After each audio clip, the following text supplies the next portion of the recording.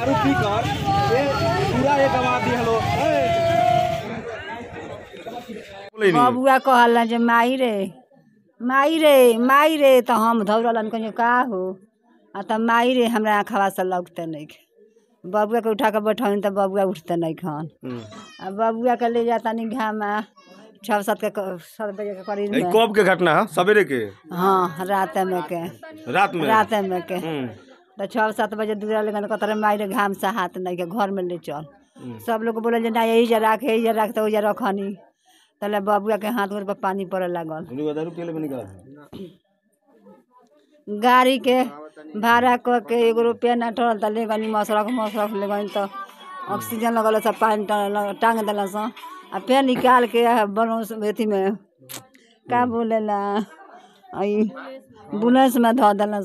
अच्छा आ वो में इलाजवा कल रहता तब ना अथी हो जाए छापरा हॉस्पिटल तो जाए तो बबुआ के प्राण छूट गए। देखिए यही बात है कि जो जितने लोग भी दारू पी रहे हैं जहरीला शराब अगर पिए हैं तो सब हाँ डॉक्टर हो कि लापरवाही यहाँ पर कोई इलाज करने का प्रयास नहीं किया, सब लोगों ने रेफर करना शुरू कर दिया और नतीजा ये निकला कि यहाँ से सदर ड्राइवर के हम पीटा तानी ये थी शीशा ये रोकी रौरा फिराई हमारा लड़का के तो मिलल जुलल रहे कहता नौकरी से बेनौकरी हो जाए हम ना बोलो से फिरा ये कहीं ना कहीं उसको डर था इसी के वजह से ना बोला कि हम नौकरी से चल जाए ना।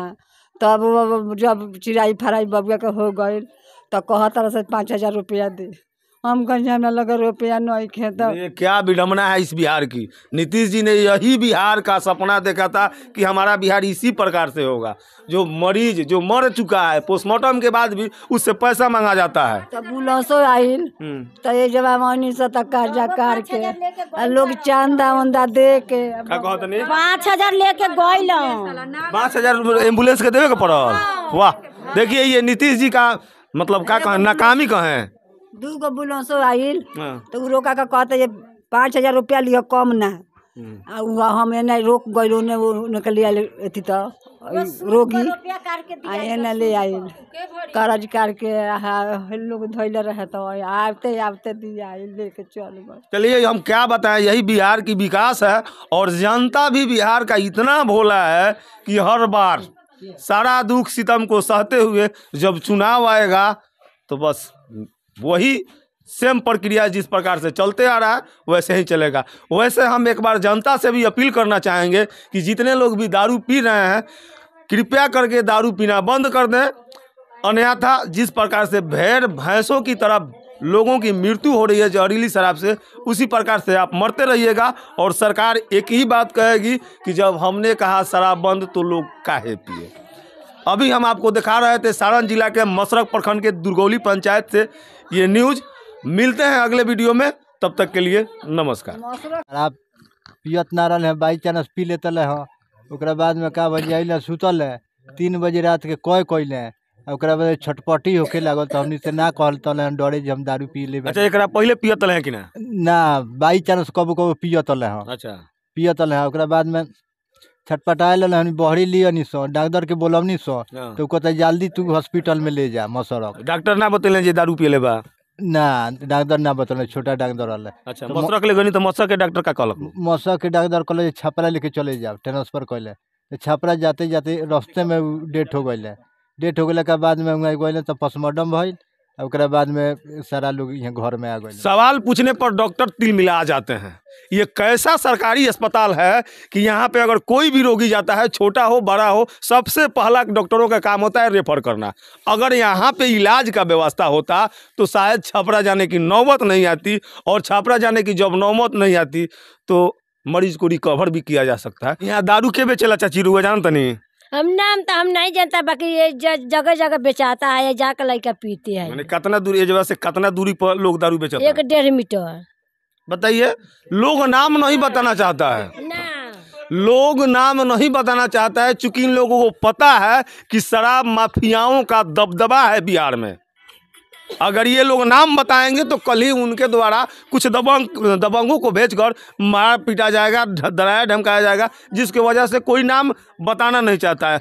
अब अप्रैल 2016 में नीतीश जी वो फैसला ले लें और वो फैसला आम गरीब जनता खातिर महंगा पड़ गई।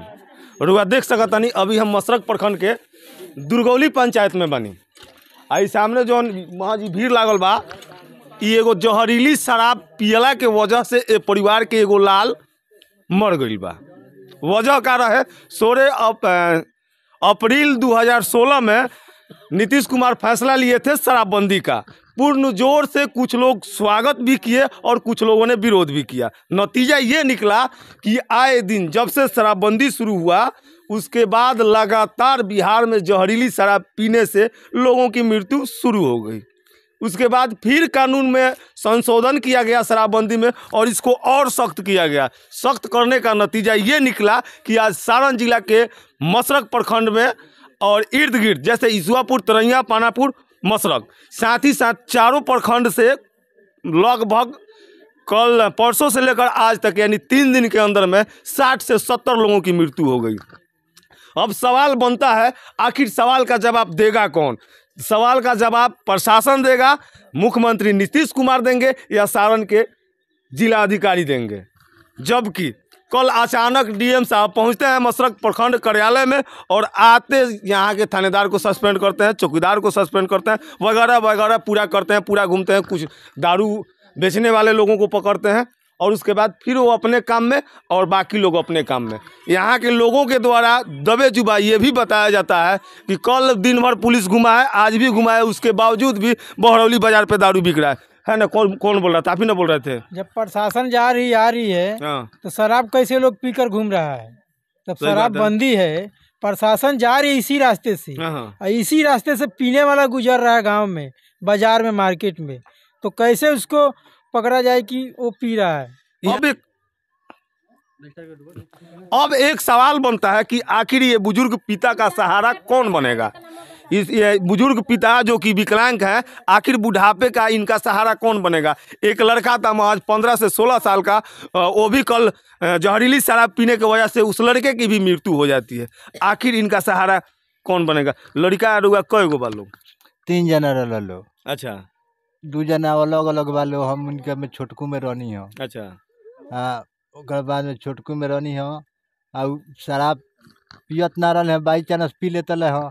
ओकरा बाद में का बजे अइले सुतल है, 3 बजे रात के कैले ओकरा बाद छटपटी होके लागल तो हमनी से ना कहल तले डरे जे हम दारू पी ले। अच्छा, एकरा पहले पियत है कि ना? ना, बाई चांस कबो कबो पियत हो। अच्छा, पियत है। ओकरा बाद में छटपटाए हम बहरी लियनी सो, डॉक्टर के बोलवनी सो तो कहते जल्दी तू हॉस्पिटल में ले जा मसरक। डॉक्टर ना बतले जे दारू पियले बा? ना, डॉक्टर ना बतले, छोटा डॉक्टर वाले। अच्छा, मसरक ले गनी तो मसरक के डॉक्टर का कहलक? मसरक के डॉक्टर कहले छपरा लेके चले जाओ, ट्रांसफर कैले। छपरा जाते जाते रास्ते में डेथ हो गई। डेथ हो गए के बाद में गए तो पोस्टमार्टम भइल, ओकरा बाद में सारा लोग यहाँ घर में आ गए। सवाल पूछने पर डॉक्टर तिलमिला जाते हैं। ये कैसा सरकारी अस्पताल है कि यहाँ पे अगर कोई भी रोगी जाता है, छोटा हो बड़ा हो, सबसे पहला डॉक्टरों का काम होता है रेफर करना। अगर यहाँ पे इलाज का व्यवस्था होता तो शायद छपरा जाने की नौबत नहीं आती, और छपरा जाने की जब नौबत नहीं आती तो मरीज को रिकवर भी किया जा सकता है। और भी यहाँ पे बहुत सारे महिलाएं, हम इनसे जानने का प्रयास करेंगे कि आखिर ये शराबबंदी से महिलाओं को कितना खुशी है। क्योंकि जब शराबबंदी हुआ था उस समय नीतीश जी एक बात बोल रहे थे कि शराबबंदी करने से महिलाएं बहुत ज़्यादा खुश है। क्या शराबबंदी से लोग खुश बनी? शराबबंदी बिहार में शराब बंद बा तो खुश बानी? तो काहे नहीं कि खुश? तो फिर शराब के लोग पी के मर जाता? अभी बताई जे अभी शराब कहाँ से आवता? मेन जगह न पकड़े के पड़ी। तो मेन जगह आखिर जे शराब बंद कइले बा, ओकरे पुलिस बा, ओकरे अधिकारी बा, ओकरा बादो बिहार में दारू आवता, आवता तबे न पियता लोग। एकर दोषी के बा? एकर दोषी के बाटे? जहाँ से माल आवता तहाँ से बा, जे ली आवता ऊ बा। जे बंद कइले बा शराब ऊ दोषी नहीं खे? काहे नहीं खे? वो दोषी बा जे बंद कइले बा, तो फिर आवता कहाँ से? हाँ, सबसे बड़का बात बा, बड़का बात सोचे वाली बात बा। में से बंद नहीं किया है, बंद नहीं किया है। बंद कर देगा तो बिहार में चाहे कहीं जाएगा छिटाएगा, कहीं ना छिटाएगा। बिहार में जब शराबबंदी हुआ था तो सबसे ज्यादा महिलाएं खुश थी, क्योंकि नीतीश कुमार बार बार एक ही बात कहा करते थे कि विपक्ष में जो भी सरकार है वो, और साथ साथ बिहार में जितनी भी महिलाएं हैं जो अपने पतियों से तंग आती थी, क्योंकि पति पी कर आते थे और मारते पीटते थे, तो महिलाओं के अंदर खुशी है। अब हमारा एक एक बात जाने के बाद कि ये जहरीली शराब पियला से जौना पत्नी के पति मर गए, जौना लड़का के बाप मर गए, जौना भाई के जौना बहन के भाई मर गए, आखिर उ लोग कैसे खुश बा? कौन आधार पर परिवार जीते लड़का जी के बा? अच्छा, रुआ लागत है कि बिहार में दारू बंद बा? अरे नहीं बनवा तो बन रहेगा तो परिवार नतीजा सहता कैसे? बेटा भतार के सबका नतीजा सहता। पी के आता है रात में लंडो भंडो गिदा मसान अंकुश खोज ले, परिवार का मार रहा है, पीट रहा है, वो लड़का फड़का सा का मार पीट रहा है, और निशा में मुँह बुझात नहीं हम क्या करता है लड़का सके बच्चा सके क्या। अच्छा, जो लड़का मरल बना ई पहले दारू पियत ले? ना थोड़ा कब ही काल तो रहता ना रहे, तो फरीदाबाद रहता रहे, पंजाब पंजाब रहत रहे हनी के। पंजाब से माने हाले फिलहाल आई रहे? हाँ, छठ के बेर से आई रहे हनी। अरे वो बीमारी छोड़ा ना, वो बीमारी के थोड़ते तो बीमारी ठीक हो गई, बीमारी थोड़े रहा। दारू पहले से पियत ले? हां, रहू से पियत ला, वहू जा पियले। अच्छा हां, यही या वही से भइल जी बा, दोसर कोनो बात नहीं। अच्छा, अभी हम उस बच्चे की माँ से बात करने का प्रयास कर रहे हैं। राउर लड़का दारू पियले तो रुआ को पता चला कि हमारा लड़का दारू पियले?